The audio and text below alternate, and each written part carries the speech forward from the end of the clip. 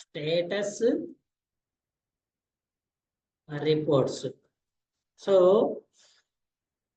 you are working in manual test engineer role, right? Which role you are working? Manual test engineer role. Very good. So as a manual test engineer, you are following the SDLC, STLC and defect life cycle. Development life cycle follow అవుతారు, complete testing life cycle follow అవుతారు, defect life cycle or bug life cycle కూడా follow అవుతారు. SDLC లో agile model follow అవుతారు, STLC manual follow అవుతారు, defect life cycle లో zero or bug జిల్లా follow అవుతారు. ఓకేనా? మీ రెస్పాన్సిబిలిటీస్ ఏం చెప్తున్నాం యాజ్ ఏ టెస్ట్ ఇంజనీర్ గా? ఏం చెప్తున్నాం అండి? కంప్లీట్ SDLC లో ఇన్వాల్వ్ అవుతారు. మీ టెస్టింగ్ ఫేజ్ కి వచ్చిన తర్వాత టెస్టింగ్ ఫేజ్ లో ఏముంటాయి మీ రెస్పాన్సిబిలిటీస్? రిక్వైర్మెంట్స్ అనాలిసిస్ చేసుకుంటారు, నెక్స్ట్ టెస్ట్ సినారియోస్ రాసుకుంటారు, టెస్ట్ కేసెస్ రాస్తారు, టెస్ట్ ఎన్విరాన్మెంట్ ప్రిపేర్ చేసుకుంటారు, టెస్ట్ ఎగ్జిక్యూషన్ చేస్తారు, పాస్ ఆర్ ఫెయిల్ క్రైటీరియా తీసుకొని ఫెయిల్ వచ్చిన టెస్ట్ కేసెస్ ని డిఫెక్ట్ రిపోర్ట్ చేస్తారు, డిఫెక్ట్ ట్రాక్ చేస్తారు, రీటెస్టింగ్ చేస్తారు, డిఫెక్ట్ క్లోజింగ్ చేస్తారు, తర్వాత రిగ్రెషన్ టెస్టింగ్ చేస్తారు. అవునా కాదండి? ఇవన్నీ కామన్ గా మాన్యువల్ టెస్ట్ ఇంజనీర్ చేసే రెస్పాన్సిబిలిటీస్. మరి వీటితో పాటు మీకు ఎక్స్ట్రా ఇంకొక రెస్పాన్సిబిలిటీ కూడా ఉంటుంది. ఆ రెస్పాన్సిబిలిటీ ఏంటి సార్ అంటే స్టేటస్ రిపోర్ట్స్.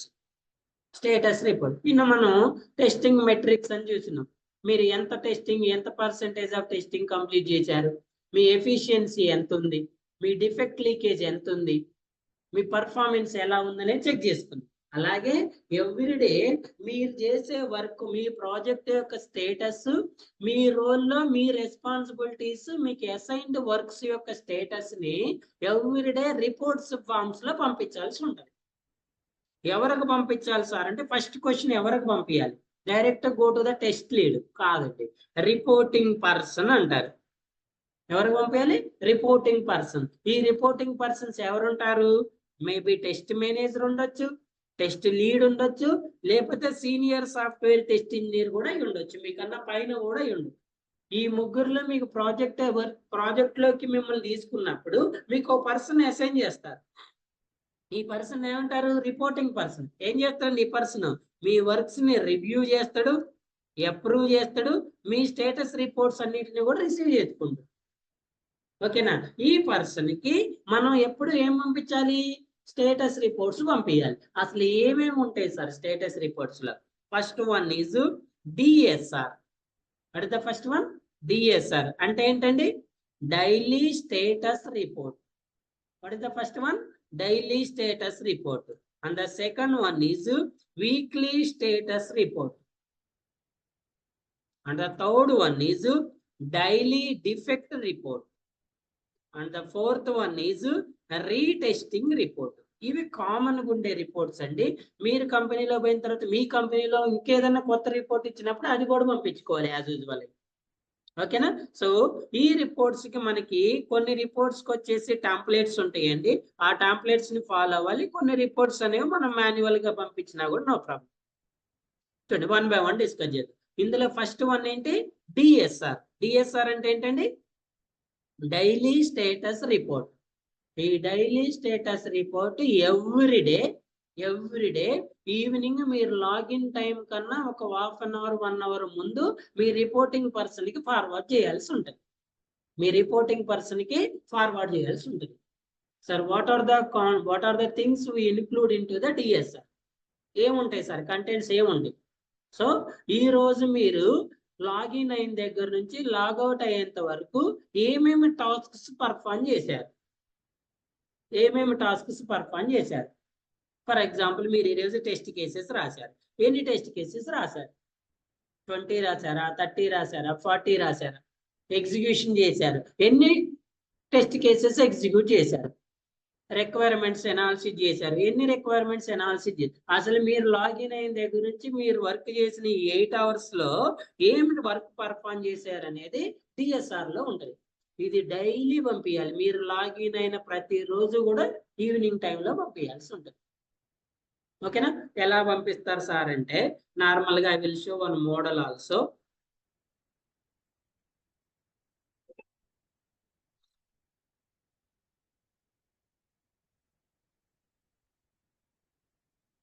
స్టేటస్ రిపోర్ట్స్ లో first one is daily status report. చూడండి, హాయ్ వెంకట్, మీ రిపోర్టింగ్ పర్సన్ పేరు పెట్టండి. Please find daily status of mine, identified scenarios, test cases, executed, identified, report, defect, spelling. ఇవన్నీ ఒకే రోజు చేశారా సార్ అంటే మీరు ఏది చేస్తే అదే పంపించండి. మీరు ఈ రోజు ఏం పర్ఫార్మ్ చేసి మీకు యాజ్ పర్ స్ప్రింట్ ప్రకారం మీకు డే టు డే యాక్టివిటీ ఉంటుంది కదండి. ఈ రోజు స్ప్రింట్ లో మీరు ఏం చేస్తారో తెలుస్తుంది కదా, అదే చెప్పండి. ఇంకా చెప్పాలంటే మీరు everyday daily standup call attend అవుతారు కదండి. డైలీ స్టాండప్ మీటింగ్ ఉంటుంది కదా, ఆ డైలీ స్టాండప్ మీటింగ్ లో మీరు ఈ రోజు ఏదైతే వర్క్స్ చేయాలని ఏదైతే వర్క్స్ చేస్తారని చెప్పారో సేమ్ థింగ్స్ ని మీరు స్టేటస్ రిపోర్ట్స్ లో ఫార్వర్డ్ చేస్తుంది. స్టేటస్ రివ్యూ రిపోర్ట్ లో సెండ్ చేసుకో. మీరు డైలీ స్టేటస్ స్టాండప్ కాల్ లో చెప్తారు కదా, ఈ రోజు నేను ఈ వర్క్ చేయాలనుకుంటున్నా. కొన్ని కంపెనీలో స్టాండప్ కాల్స్ కూడా ఈవినింగ్ మార్నింగ్ రెండు ఉంటాయండి. మార్నింగ్ ఏమో నేను ఈ రోజు ఈ వర్క్ చేయాలనుకుంటున్నా అని చెప్పాలి, ఈవినింగ్ ఆ వర్క్ అయిపోయిందా లేదో కూడా చెప్పాలి. అయిపోతే ఓకే, అయిపోకపోతే ఎందుకు అయిపోలేదు, what are the problems you are facing, any roadblocks you have, ఏమైనా రోడ్ బ్లాక్స్ ఉన్నాయా, ఎందుకు ఆ థింగ్ అనేది పర్ఫార్మ్ చేయలేకపోయారనే విషయాన్ని మీరు ఏం చేయాలి, ఐడెంటిఫై చేయాలి, చెప్పాల్సి ఉంటుంది. సో అదే థింగ్స్ ని మీరు ఇక్కడ డైలీ స్టేటస్ ఫామ్ లో పంపించాల్సి ఉంటుంది. ఓకే, డైలీ స్టేటస్ లో పంపించాల్సి ఉంటుంది. ఇంకొక ఎగ్జాంపుల్ చెప్పండి సార్ డైలీ స్టేటస్ కంటే.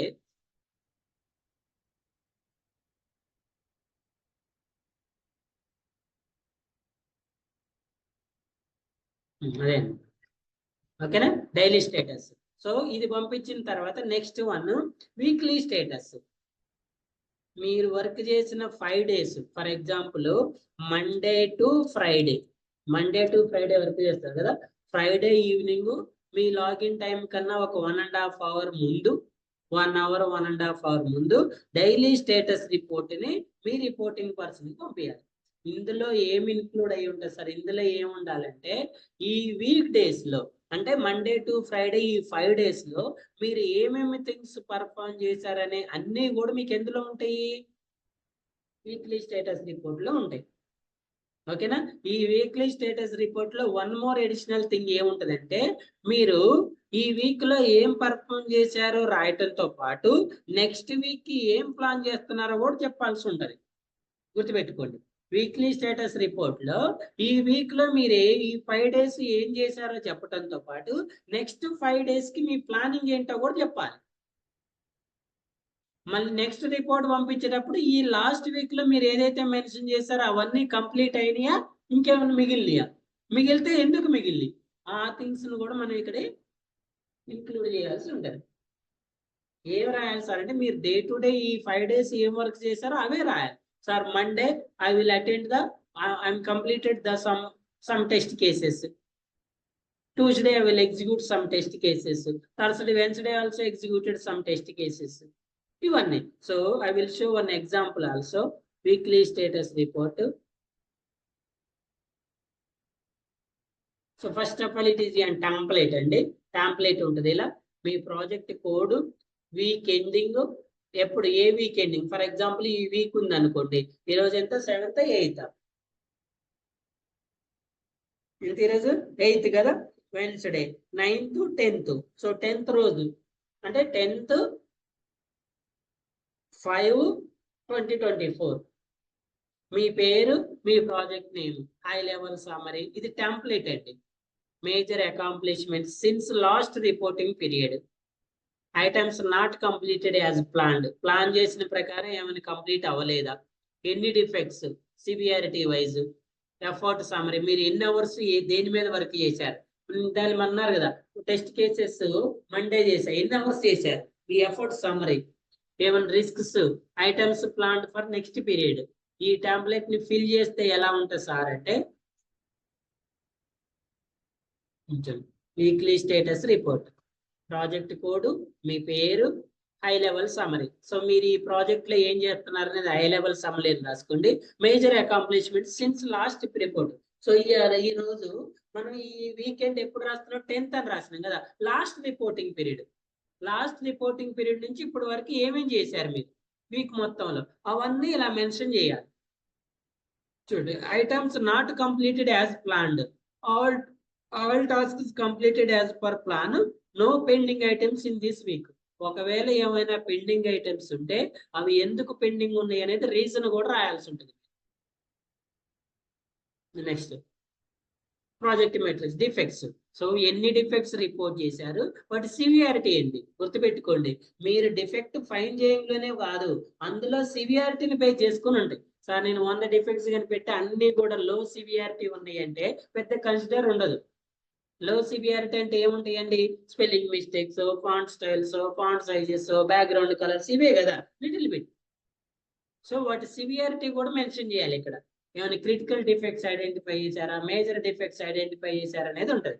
ఒకవేళ మీరు ఏదన్నా లో సివియారిటీ డిఫెక్ట్స్ ఐడెంటిఫై చేస్తే దాని మీద పెద్ద ఇష్యూ, డెవలపర్ కూడా ఇష్యూ ఏముండదు. ఎందుకంటే డెవలపర్ మేజర్ కాన్సన్ట్రేషన్ అనేది దేని మీద ఉంటుంది, ఫంక్షనాలిటీ మీద ఉంటుంది కదండి. అసలు ఇంకోటి ఏంటంటే మీరు లో సివియారిటీ అన్ని కూడా యూజర్ ఇంటర్ఫేస్ అవన్నీ ఫ్రంట్ ఎండ్ లోకి పోతాయి. మీ ఫంక్షనాలిటీ ఒకటే కోడింగ్ లోకి వస్తుంది. సో ఫ్రంట్ ఎండ్ లో ఆ చిన్న చిన్న థింగ్స్ అనేవి అలా వస్తూనే ఉంటాయి, వాటిని పెద్ద ఇష్యూ కింద ట్రీట్ చేయరు ఎవరో కూడా. సో మీరు డిఫెక్ట్ ఎన్ని రిపోర్ట్ చేశారు, వాటి సివియారిటీ ఏంటో కూడా రాయాలి. నెక్స్ట్ టెస్ట్ కవరేజ్, ఎన్ని టెస్ట్ కేసెస్ ఎంత కవరేజ్ అయింది. 200 టెస్ట్ కేసెస్ ఉన్నాయి, 100 ఎగ్జిక్యూట్ చేశారు, అందులో 95 పాస్ అయినాయి, 5 ఫెయిల్ అయినాయి, 5 రిపోర్ట్ చేశారు. ఇలా ఈ టెస్ట్ కవరేజ్ కూడా రాయాలి. కవరేజ్ రాసిన తర్వాత నెక్స్ట్ మీ work summary, effort summary. So మీరు సినారియోస్ కి ఎన్ని అవర్స్, టోటల్ 5 days తీసుకుంటే 5 40 అవర్స్ తీసుకుంటే, లేదండి 540 40 అవర్స్ తీసుకుంటే, ఈ 40 అవర్స్ ని మీరు ఎలా ప్లాన్ చేసుకుంటున్నారు. మండే రోజు 8 అవర్స్ టెస్ట్ సినారియోస్ కి ప్లాన్ చేస్తున్నారు. ట్యూస్డే టు వెన్స్డే 16 అవర్స్ ఏమో టెస్ట్ కేసెస్ కి ప్లాన్ చేస్తున్నారు. Thursday to Friday test execution కి 16 32 32 ప్లస్ 8 40 అవర్స్. 5 రోజులు 540 గంటలు, 5 days వర్కింగ్ అవర్స్ కదా. ఈ 5 అవర్స్ ని మీరు ఎలా ప్లాన్ చేసుకుంటున్నారో కూడా ఎఫర్ట్ సమరీ కూడా రాయాలి ఇక్కడ. సో ఈ సమరీ ప్రకారం మీరు 8 అవర్స్ లో సినారియోస్ కంప్లీట్ చేశారా లేదా అనేది కూడా కన్సిడర్ చేస్తారు. అంత ఈజీగా ఉండదు. ఇక్కడ మీరు ఎఫర్ట్ రాస్తారు కదా, 16 అవర్స్ లో టెస్ట్. ఈ 16 అవర్స్ లో ట్యూస్డే వెన్స్డే టెస్ట్ కేసు అయిపోయినాయా లేదా, వెన్స్డేకి అయిపోలేదు, థర్స్డే పెండింగ్ ఉంది. ఎందుకు ఉంది, మీరు ఎఫర్ట్ చేసి సమరీ రాసినప్పుడు 16 అవర్స్ లో చేస్తానని చెప్పారు కదా, ఎందుకు చేయలేదు అనేది కూడా ఉంటది అనమాట. అంటే పెద్ద కన్సిడర్ కాదు, బట్ థింగ్ ఉంటది. Risks, no risks found in this week, items planned for next reporting period. So ఈ వీక్ అయిపోయింది, మళ్ళీ నెక్స్ట్ వీక్ మీరు ఏం చేయాలనుకుంటున్నారో రాయాలి. ఇది రాసిన తర్వాత ఇక్కడ మీరు ఏదైతే ప్లాన్ చేస్తున్నారో ఈ ప్లాన్ లో ఉన్నాయన్నీ ఇక్కడ కంప్లీట్ అయినాయా లేదా కూడా చెప్పాలి. చూడండి, items not completed as planned, మీరు ఏదైతే ప్లాన్ చేస్తారో అవన్నీ కంప్లీట్ అయినాయా లేదా కూడా ఇక్కడ మెన్షన్ చేయాల్సి ఉంటుంది. దీన్ని వీక్లీ స్టేటస్ రిపోర్ట్ అంటారు. ఏంటారమ్మా, వీక్లీ స్టేటస్ రిపోర్ట్ అంటారు. ఎనీ క్వశ్చన్స్ ఉంటుందా, ఏమైనా క్వశ్చన్స్ ఉన్నాయా? ఇవి డైలీ స్టేటస్, వీక్లీ స్టేటస్ అనేవి మీరు ఏ వర్క్ చేయనా పంపించాలండి. నెక్స్ట్ డైలీ డిఫెక్ట్ రిపోర్ట్ అనేది, ఇది ఓన్లీ మీరు టెస్ట్ ఎగ్జిక్యూషన్ చేసినప్పుడు, రీటెస్టింగ్ చేసినప్పుడు, రిగ్రెషన్ టెస్టింగ్ చేసినప్పుడు మాత్రమే పంపించాల్సి ఉంటుంది. ఫర్ ఎగ్జాంపుల్ ఈ రోజు మీరు టెస్ట్ కేసెస్ రాస్తున్నారు అనుకోండి, డిఫెక్ట్ రిపోర్ట్ ఉండదు. ఎందుకంటే టెస్ట్ కేసెస్ లో మీకు డిఫెక్ట్స్ ఉండవు కదా. సినారియోస్ రాసినప్పుడు ఉండదు, ఓన్లీ ఎగ్జిక్యూషన్ చేసినప్పుడు డిఫెక్ట్ రిపోర్ట్ పంపించాలి, రీటెస్టింగ్ చేసినప్పుడు డిఫెక్ట్ రిపోర్ట్ పంపించాలి, రిగ్రెషన్ చేసినప్పుడు కూడా. ఎలా పంపించాలి, మీరు ఎన్ని టెస్ట్ కేసు ఎగ్జిక్యూట్ చేశారో అందులో మీకు ఎన్ని డిఫెక్ట్స్ వచ్చినాయి అనే విషయాన్ని ఇక్కడ మెన్షన్ చేయాల్సి ఉంటుంది. Defect ID, then title, severity, high severity, critical, major, moderate, minimal, a version, a build, ఎవరు, ఏ టైప్. నేను మొన్న మిమ్మల్ని ఈ టెంప్లెట్ లోనే మీ అందరు రాసింది అన్నా కదా, మొన్న పంపించారు కదా నాకు చాలా మంది. డిఫెక్ట్ టెంప్లెట్ కదా, డైలీ డిఫెక్ట్ రిపోర్ట్ ఇలా పంపించాల్సి ఉంటుంది. Defect ID, title, severity. ఆ రోజు సివియారిటీ చెప్పలేదు కదా, ఈ రోజు చెప్పింది సివియారిటీ కూడా యాడ్ చేసుకోవాలి. Critical, major, moderate. For example మీకు ఒకసారి స్మోక్ టెస్టింగ్ ఫెయిల్ వచ్చింది కదా, క్రిటికల్. ఓకేనా, ఒక ఫంక్షనాలిటీ వర్క్ చేయలేదు కదా మేజర్, అలా యాడ్ చేసుకొని డైలీ డిఫెక్ట్ రిపోర్ట్ పంపించాల్సి ఉంటుంది. ఎప్పుడు పంపించాలండి డైలీ డిఫెక్ట్ రిపోర్టు? ఎప్పుడు పంపించాలి? మీరు ఎప్పుడైతే టెస్టింగ్ చేస్తున్నారో అప్పుడు. Defect ID, title, severity, version, build, logged by, date of log. Understood? And next retesting. So same అండి, రీటెస్టింగ్ కూడా డైలీ పంపించాల్సిన అవసరం లేదు. మీకు డెవలపర్ ఎప్పుడైతే డిఫెక్ట్స్ ఫిక్స్ చేశానని చెప్పిండో ఆ ఫిక్స్ అయిన డిఫెక్ట్స్ రియల్ గా ఫిక్స్ అయినా లేదని చెక్ చేయటమే కదా రీటెస్టింగ్. సో ఎప్పుడైతే మీరు రీటెస్టింగ్ చేస్తున్నారో అప్పుడు ఈ రిపోర్ట్ పంపించాలి. ఎన్ని టెస్ట్ కేసెస్ రీటెస్ట్ చేశారు, అందులో ఎన్ని పాస్ అయింది. For example 100 test cases retesting చేస్తే 100 ఉండవు కదా, డిఫెక్ట్స్ కదండి. 5 డిఫెక్ట్స్ రీటెస్ట్ చేస్తే అందులో 4 పాస్ అయింది, 1 ఫెయిల్ అయింది. ఈ ఫెయిల్ అయిన 1 మళ్ళీ డైలీ డిఫెక్ట్ రిపోర్ట్ లో యాడ్ చేయాలి. ఓకే అండి, ఈ ఫెయిల్ అయిన 1 ఏమో డిఫెక్ట్ రిపోర్ట్ లో యాడ్ చేయాలి. రీటెస్ట్ లో అసలు మీరు ఎన్నిటిని రీటెస్ట్ చేశారు, అందులో ఎన్ని పాస్ ఎన్ని ఫెయిల్ అయినా ఇది రీటెస్టింగ్ చేసినప్పుడు పంపించాలి, ఇది ఎగ్జిక్యూషన్ చేసినప్పుడు పంపించాలి, ఇది వీక్లీ వన్స్ పంపించాలి, ఇది డైలీ పంపించాలి. ఇవి ఓకేనా, వీటిని స్టేటస్ రిపోర్ట్స్ అంటారు. సో సేమ్ ఈ ఎస్డిఎల్సి ఎస్టిఎల్సి ఫాలో అవటంతో పాటు ఏం చేస్తారండి, ఎస్డిఎల్సి ఫాలో అవటంతో పాటు స్టేటస్ రిపోర్ట్స్ పంపించడంతో పాటు ఇంకా మీరు చేయాల్సిన ఇంకో పని ఏంటంటే మీటింగ్స్ కి అటెండ్ అవ్వాల్సి ఉంటుంది. ఇది కూడా మీ రెస్పాన్సిబిలిటీ. మళ్ళీ సార్ ఇది చెప్పలేదు, మీటింగ్స్ కూడా అటెండ్ అవ్వాలి. ఏం మీటింగ్స్ ఉంటాయి సార్ అంటే అజైల్లో అయినా దేంట్లో అయినా డైలీ స్టాండప్ మీటింగ్స్ ఉంటాయి. ప్రతిరోజు కూడా ఉదయం సాయంత్రం ఒక పర్టికులర్ టైంలో డైలీ స్టాండప్ కాల్ ఉంటుంది. ఈ కాల్ ఏంటంటే టీమ్ లో ప్రాజెక్ట్ లో ఉన్న వాళ్ళందరూ అటెండ్ అవ్వాలి. ఈ కాల్లో ప్రతిరోజు 3 things డిస్కస్ చేస్తారండి. డైలీ స్టాండప్ కాల్లో 3 things డిస్కస్ చేయాలి. చూడండి, what are the 3 things? What you are done yesterday, నిన్న ఏం పని చేసినావు. What you are doing today, what is plan for tomorrow. నిన్న ఏం పని చేశారు, ఈ రోజు ఏం చేస్తున్నారు, రేపు ఏం చేయాలనుకుంటారు. ప్రతిరోజు ప్రతి పర్సన్ టీమ్ లో ఉన్న వాళ్ళందరూ ప్రాజెక్ట్ లో ఉన్న వాళ్ళందరూ ఈ 3 క్వశ్చన్స్ కి ఆన్సర్ చేయాలి.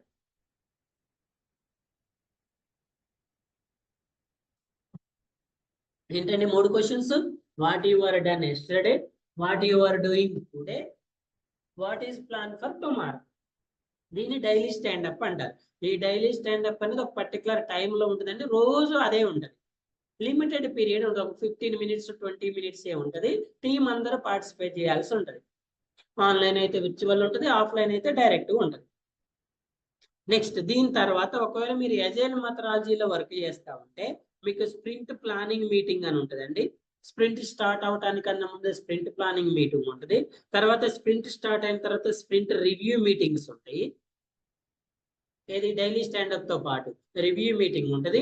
స్ప్రింట్ అయిపోయిన తర్వాత స్ప్రింట్ రెట్రోస్పెక్టివ్ మీటింగ్ అని ఉంటుంది. ఇవన్నీ మీకు ఎజైల్ లో వస్తే అక్కడ డిస్కస్ చేయండి. రివ్యూ మీటింగ్స్, రెట్రోస్పెక్టివ్ మీటింగ్స్ అని ఉంటాయి. ఈ మీటింగ్స్ తో అటెండ్ అవ్వాలి.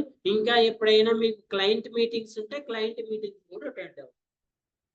ఇలా ఏ మీటింగ్ కాల్ చేస్తే ఆ మీటింగ్ అటెండ్ అవటం, స్టేటస్ రిపోర్ట్స్ పంపించడం, plus SDLC STLC defect life cycle follow up చేయడం అనేది మాన్యువల్ టెస్ట్ ఇంజనీర్ యొక్క ఏంటంటే డైలీ మీ యొక్క responsibilities.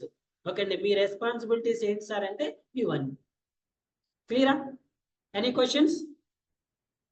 So this is about status reports and daily meetings in regular, మీ రెగ్యులర్ యాక్టివిటీస్ లో ఇది పార్ట్ అండి.